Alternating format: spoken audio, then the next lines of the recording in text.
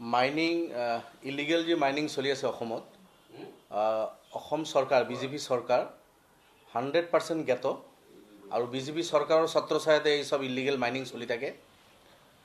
আমি কিছুদিন আগত তিনচুকীয়াত গৈছিলোঁ, তাতে আপোনাৰ PUC পাব্লিক আণ্ডাৰটেকিং কমিটি আমি তাতে গৈ তেনেকুৱা পাইছোঁ, যিখিনি লিগেল মাইনিং এনে পৰি আছে তাতে কোনো মাইনিং হৈ থকা নাই আৰু ইলিগেল মাইনিং অন্য সাইডে হৈ তাতে একেবাৰে হাজাৰ হাজাৰ আপোনাৰ টন ইলিগেল কোল কয়লা তাতে মানুহে জমা কৰিছিল।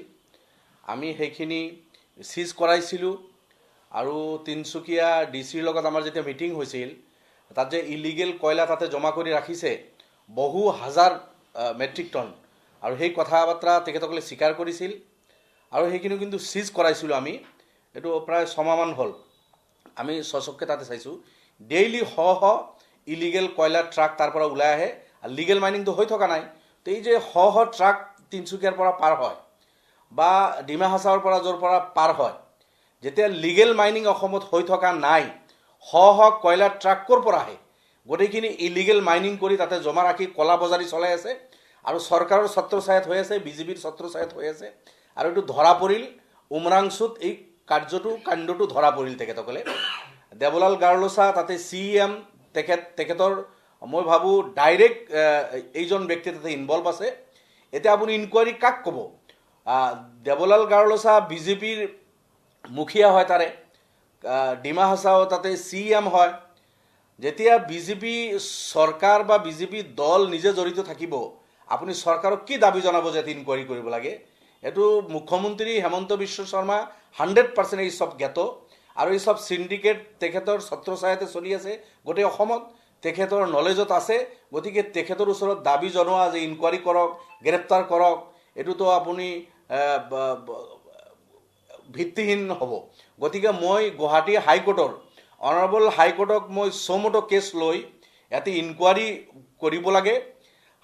অনাৰেবল হাইকোৰ্টৰ মানে চমুটো কেছ লওক যে ইলিগেল মাইনিং হৈ আছে, কোন কোন ইনভলভ হৈ আছে, ইয়াৰ বিৰুদ্ধে হাইকোৰ্টে CBIক সুপাৰিশ কৰক আৰু CBIৰ দ্বাৰা এটা তদন্ত হ'ব লাগে আৰু হাইকোৰ্টে চমুটো কেছ লৈ যিসকল ব্যক্তি ইলিগেল মাইনিঙত জড়িত আছে আৰু এই বহুকেইটা দুখীয়া দুৰ্ভগীয়া মানুহৰ হত্যা কৰিলে তেখেতসকলে। তাতে দেৱলাল গাৰ্লছা তাতে তেখেতৰ লোকেল বডিৰ চৰকাৰ চলি আছে, বিজেপিৰ তাতে ডিমা হাছাওত কাউন্সিলত চৰকাৰ চলি আছে। তেখেতসকলৰ ডাইৰেক্ট ইনভলভমেণ্টত এই গৰীব মানুহ দুখীয়া মানুহক মাতি নি এই মৃত্যু কোপত তেখেতসকলক ঠেলি দি মৃত্যুমুখত যি ঠেলি দিলে, ইয়াৰ বিৰুদ্ধে ব্যৱস্থা আৰু যিসকল জড়িত আছে সেইসকলৰ বিৰুদ্ধে শাস্তিমূলক ব্যৱস্থা আৰু একেবাৰে কলা বজাৰী যাতে বন্ধ হয়। গভৰ্ণমেণ্ট ৰেভিনিউৰ পৰা বঞ্চিত হৈ আছে, টেক্সৰ পৰা বঞ্চিত হৈ আছে আৰু এই সিন্ডিকেটৰ লগত জড়িত থকাসকলে শ শ কোটি টকা লুটপাট কৰি আছে। ডেইলি শ শ ট্ৰাক পাৰ কৰি একোটা ট্ৰাকৰ বলবৎ 70,000 1 লাখ কোটি টকা সিন্ডিকেটৰ পইচা লয় বুলি আপোনালোকৰ যোগেদি গোটেই অসমে কিন্তু জানি আছে।